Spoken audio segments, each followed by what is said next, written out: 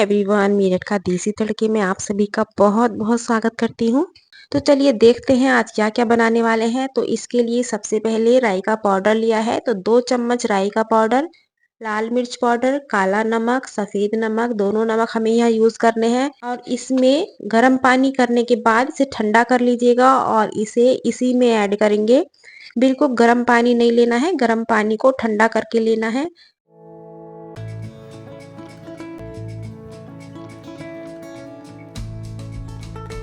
और इसे अच्छे से मिक्स करके 3 दिन के लिए हमें धूप में रखना है। जैसे छत पे धूप आती है तो जहाँ 1 डेढ़ घंटे की धूप आती हो उसमें आप इसे रख के छोड़ दीजिएगा।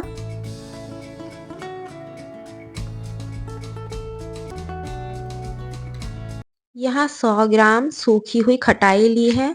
जो कच्ची आंबी को सुखाकर बनाया जाता है, तो 100 ग्राम इमली लेनी है और 100 ग्राम ही यहाँ खटाई लेनी है। दोनों चीजें बराबर मात्रा में लेनी है और इन दोनों को 2 से 3 बार पानी डालकर हम वॉश कर लेते हैं। और उससे पहले हमें लेने हैं छुआरे, तो इसी में इमली के साथ ही हम छुआरे भी ले लेते हैं। तो 6 से 7 आप छुआरे ले लीजिएगा और इसे 2-3 बार अच्छे से पानी से धो लीजिएगा। और इसमें पानी भर के हम ओवरनाइट इसे भीगने के लिए रख देते हैं।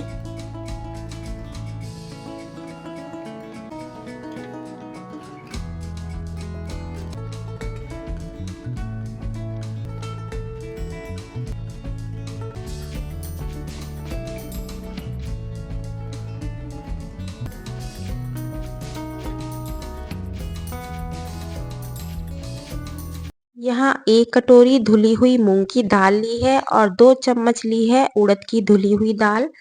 इन दोनों को भी साफ पानी से धो लेते हैं 1 से 2 बार और इसमें पानी भर के इसे भी ओवरनाइट भीगने के लिए रख देते हैं।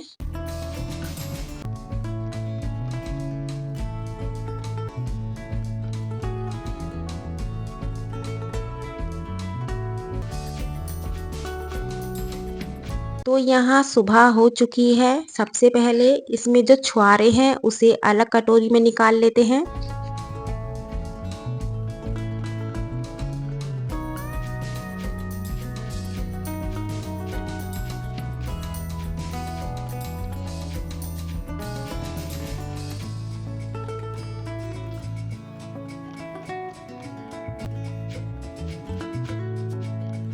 आप देख सकते हैं काफी मोटे हो जाते हैं पूरी रात भीगने के बाद, तो इसे अभी हम साइड में रखेंगे। जो इसमें खटाई है उसे कुकर में ट्रांसफर कर लेते हैं।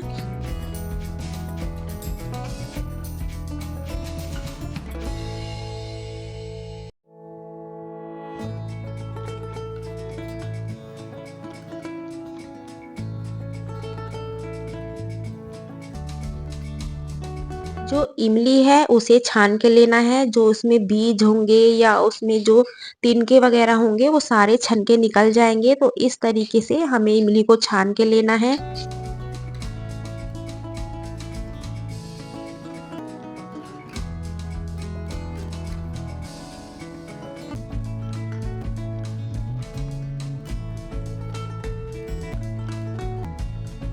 इसमें एक्स्ट्रा पानी नहीं डालना है, केवल 2 से 3 सीटी लगाकर उबाल लेते हैं।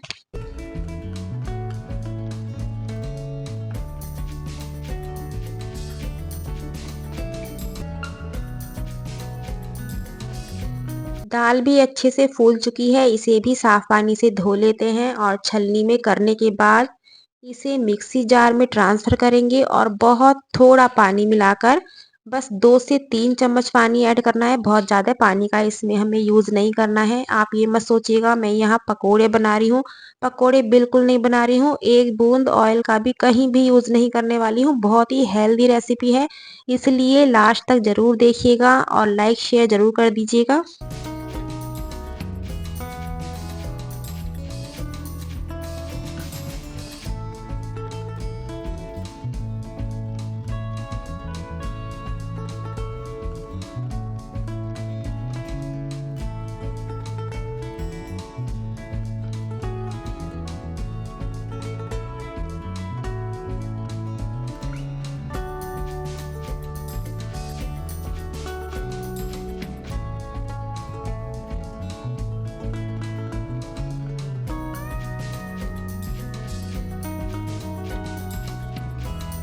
इसमें हल्का सा जीरा डालना है और हल्की सी ही इसमें हींग डालूंगी और इसे 1.5 से 2 मिनट के लिए फेंट लेते हैं। फेंटने के बाद इसका कलर थोड़ा चेंज हो जाएगा, थोड़ी फ्लफी हो जाएगी, तो बस हमें 1.5 से 2 मिनट ही इसे फेंटना है, बहुत ज़्यादा इसे नहीं फेंटना है।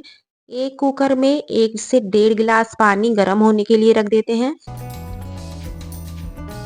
तो यहाँ दाल बिल्कुल तैयार हो चुकी है, इसे मैंने 2 मिनट के लिए फेंट लिया है। और यहाँ इडली का सांचा लूंगी, इसमें हल्का सा ऑयल लगा लेते हैं। यहाँ इडली वगैरह कुछ नहीं बनाऊंगी, आप देखते जाइएगा, बहुत ही गजब की होली की रेसिपी बना रही हूँ। होली पे तो आप जरूर ट्राई कीजिएगा और बिना होली के भी पूरे साल में जितनी मर्जी आपका जितना मन करे उतना बनाइएगा, खाइएगा, क्योंकि बहुत ही हेल्दी और बहुत ही स्वादिष्ट है।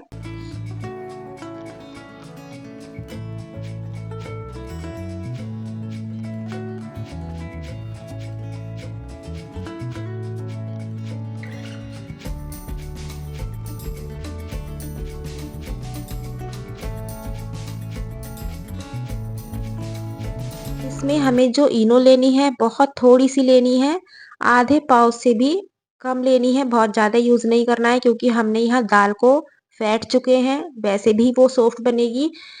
इनो का मैं इसलिए यूज़ कर रही हूँ क्योंकि हम इसे फ्राई तो करेंगे नहीं, और हल्का सा इनो डालेंगे तो बहुत ज़्यादा एकदम रुई जैसे ये बन के तैयार हो जाएंगे। तो इसे हल्का सा पानी डाल के मिक्स कर लेते हैं, और जैसे गर्मा गर्म घी में पकोड़े छोड़ते हैं, ठीक उसी तरीके से पकोड़ों का शेप लेते हुए इडली के सांचे में इन्हें तोड़ लेते हैं। ये देखिएगा, जैसे तेल में छोड़ते हैं वही छोड़ने का तरीका है। दाल आपकी पतली नहीं होनी चाहिए, वरना ये बिल्कुल फ्लैट हो जाएंगी। दाल आपका गाढ़ा होना चाहिए। तो इस तरीके से जैसे पकोड़े घी में छोड़ते हैं, ठीक उसी तरीके से सांचे में इन्हें तोड़ छोड़ेंगे, और गर्मा गर्म पानी में इन्हें जैसे इडली स्टीम करते हैं, ठीक उसी तरीके से इन्हें स्टीम कर लेते हैं।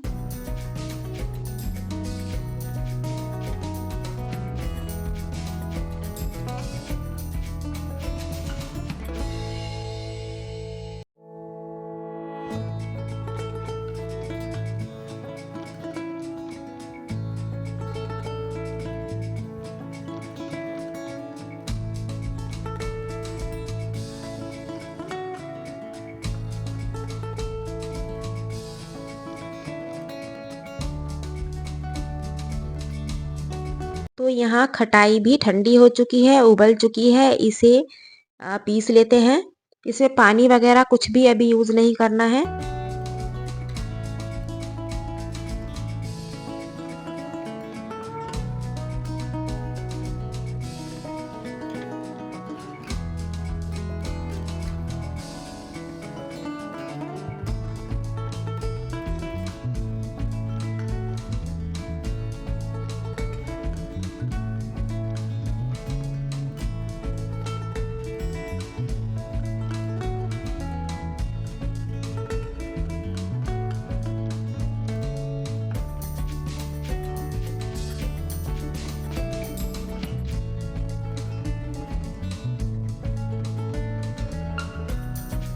हल्का सा इस टाइम जार में पानी डालना है, आधे गिलास के करीब, और इसमें छलनी में सारी इमली को और खटाई को अच्छे से छान लेते हैं, ताकि कुछ होगा तिनका वगैरह तो वो सारा निकल जाएगा।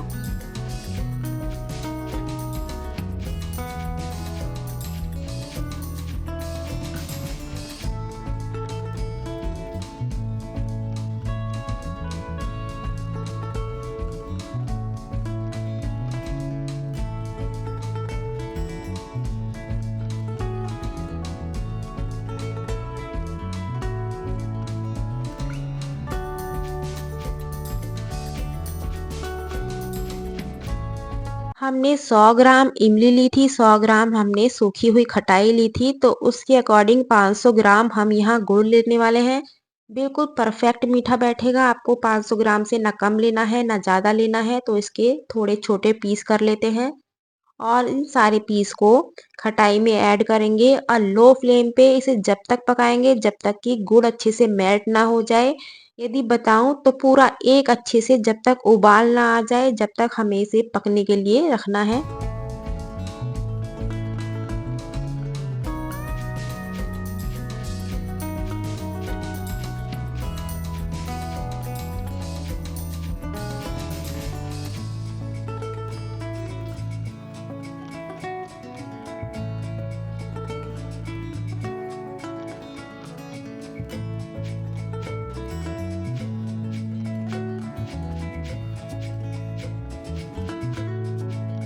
जितनी देर में हमारी खटाई पकती है उतनी देर में यहाँ छुआरा काट लेते हैं। छुआरे का बीज और जो डाल वाला पॉइंट होता है उसे भी हटा देते हैं और इसे थोड़ी पतली पतली स्लाइस में काट लेते हैं।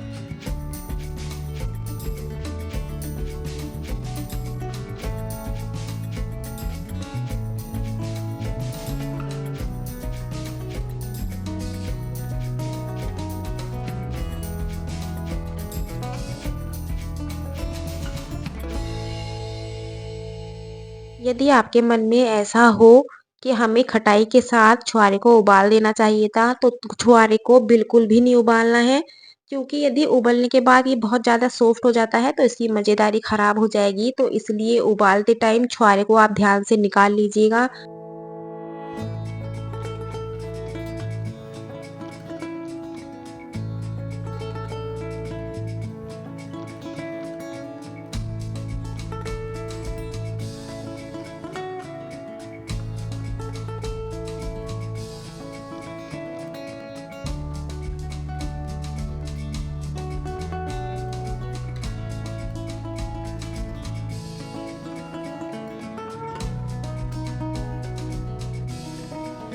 तो सारे छुआरे बढ़िया से कट चुके हैं और ये बीज फेंक देते हैं। और यहाँ गुड़ भी काफ़ी हद तक मेल्ट हो चुका है, लेकिन अभी बहुत अच्छे से पकाना है हमें।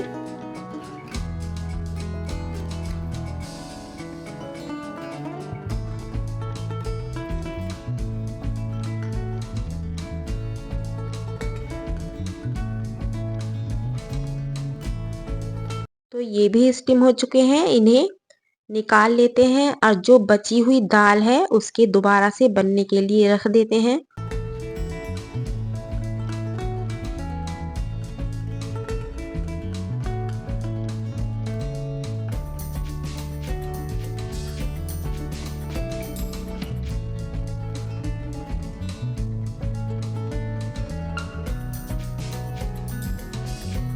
आप देख सकते हैं बिल्कुल रुई जैसे एकदम सॉफ्ट बने हैं। ये मेरी रेसिपी उनके लिए बहुत ख़ास है जो ऑयल बिल्कुल पसंद नहीं करते हैं या किसी प्रॉब्लम की वजह से ऑयल की कोई चीज़ नहीं खाते हैं, तो इसे ज़रूर ट्राई कीजिएगा। बहुत ही गज़ब की ये रेसिपी है। तो इसे सबसे पहले साइड में रखते हैं और बाकी के भी स्टीम कर लेते हैं।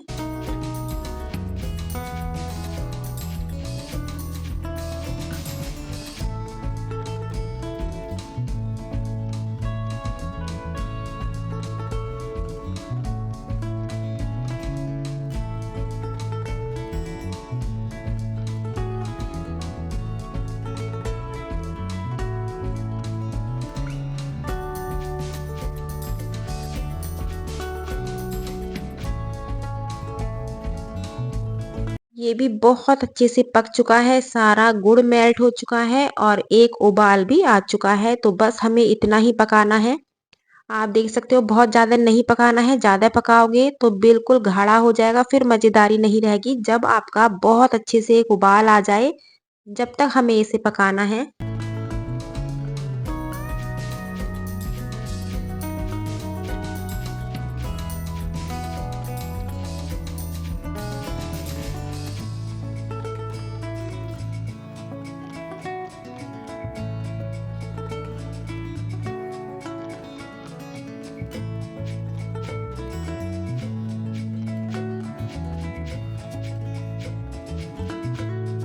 तो बढ़िया से इसमें उबाल आ चुका है, इसे ठंडा होने के लिए साइड में रख देते हैं।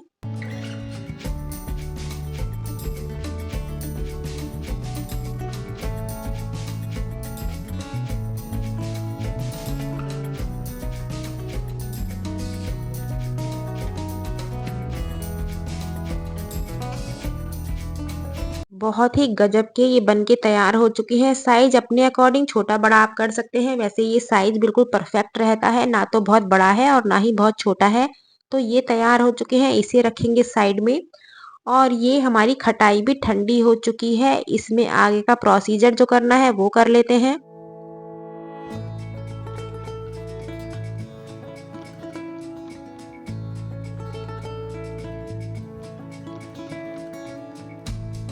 तो सबसे पहले छुहारा ऐड कर लेते हैं, जो हमने छुहारे काटे हैं। इसके बाद आधी कटोरी के करीब या जितनी आपको पसंद है किशमिश डालिएगा।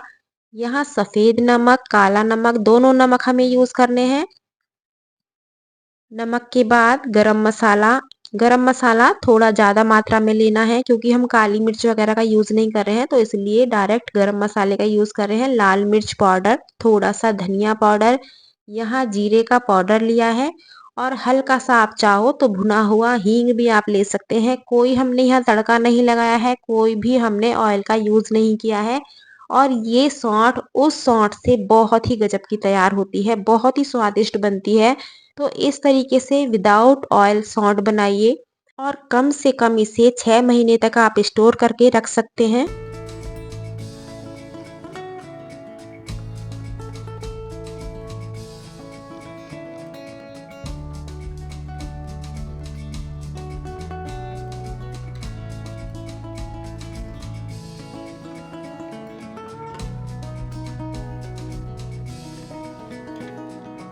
इसका आप कलर देखिए कितना एकदम फर्स्ट क्लास कलर है। और इसमें आप चाहो तो तरबूज के थोड़े बीज भी ऐड कर सकते हैं। तरबूज के डाल सकते हैं, तरबूज के नहीं है तो खरबूजे के डाल सकते हैं, और नहीं डालेंगे तब भी ये इतनी ही स्वादिष्ट बनेगी। तो इसे अभी ठंडा होने के लिए साइड में रख देते हैं और आगे चलते हैं कि क्या बनने वाला है।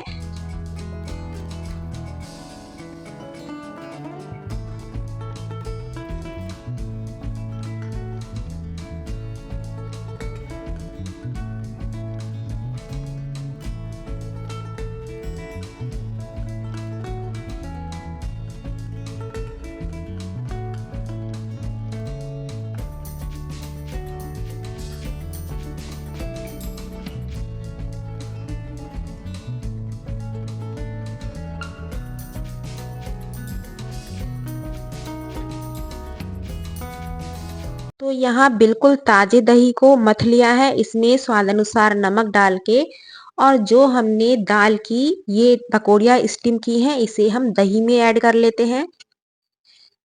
जैसे हम दही पकोड़ा बनाते हैं फ्राई करके, ठीक उसी प्रोसीजर से इसे दही में डालना है। इसे पानी में डाल के हमें बिल्कुल नहीं रखने हैं क्योंकि ये बहुत सॉफ्ट है, और पानी में डालेंगे तो उतनी मज़ेदारी नहीं आएगी। इसे डायरेक्ट आप दही में डालिएगा और इसे साइड में रख देते हैं। और यहाँ सौंठ भी आप देख सकते हैं बिल्कुल ना पतली है ना ही गाढ़ी है, ठंडी होने के बाद बिल्कुल परफेक्ट बन के तैयार हुई है। ये देखिएगा, इसे बाद में हम स्टोर कर लेते हैं। सबसे पहले जो हमने 3 दिन पहले पानी डाला था राई का उसको चेक कर लेते हैं क्योंकि 3 दिन हो चुके हैं। एक ही बार में आप पूरी होली का मजा लीजिएगा एक ही रेसिपी को तैयार करके। बहुत खट्टा एकदम बहुत अच्छी इसमें से खुशबू आ रही है। तो यहाँ लिए हैं मैंने पुदीने के कुछ पत्ते, इन्हें धो के साफ कर लिया है।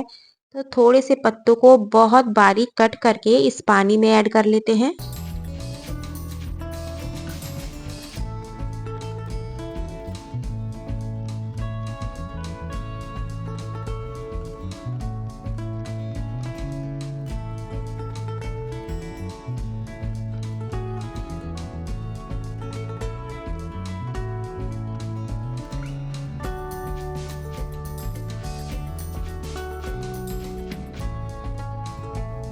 तो ये कांजी का पानी तैयार हो चुका है, बहुत ही अच्छी इसमें से खुशबू है और खट्टा भी ये हो चुका है। तो जो हमने पकोड़े स्टीम किए थे वो इसी में ऐड कर लेते हैं।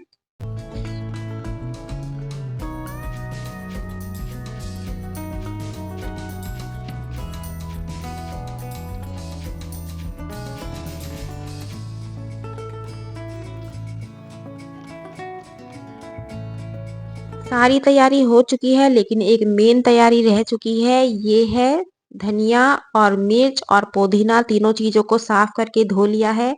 तो तीनों चीज़ों को मिक्सी जार में ट्रांसफ़र कर लेते हैं। इसमें स्वाद अनुसार नमक, अमचूर पाउडर, थोड़ा सा लूँगी मैं यहाँ हींग, पानी मिला के इसका बिल्कुल महीन पेस्ट बना लेते हैं, यानी कि चटनी पीस लेते हैं।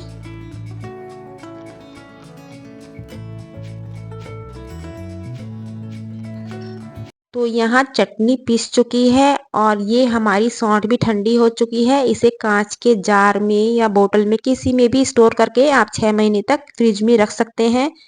गर्मियों का टाइम है तो इसे फ्रिज में रखिएगा। जितना मेज़रमेंट मैंने आपको बताया है, ये जैम की 2 जो बड़ी वाली बोतल होती हैं, ये दोनों भर के बिल्कुल बढ़िया से बनी है।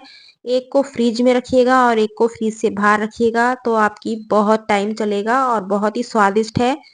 तो इस तरीके से जितना मैंने 100-100 ग्राम आपको खटाई और इमली बताई थी, 500 ग्राम गुड़ बताया था, तो उसमें ये 2 जार हमारे बनके तैयार हो चुके हैं। तो इन्हें साइड में रखते हैं और सर्विंग करते हैं, क्योंकि बहुत ही गजब की आज रेसिपी है।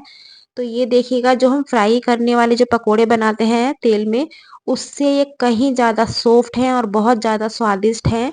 तो इसे ज़रूर ट्राई कीजिएगा। यदि आपको ऑयल से कोई प्रॉब्लम नहीं है तब भी इसे ट्राई कीजिएगा, क्योंकि जो ऑयल में हम फ्राई करते हैं उनके आगे ये बहुत ही स्वादिष्ट है।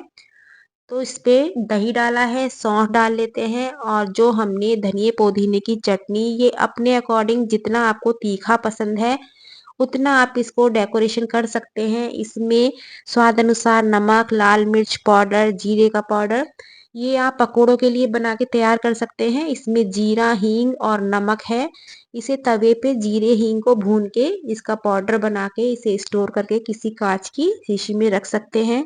यहाँ थोड़ी सी बेसन की भुजिया या आलू की भुजिया डालिएगा। इस पे आप मूंगफली या सूखा नारियल जैसे भी आप पसंद करते हो।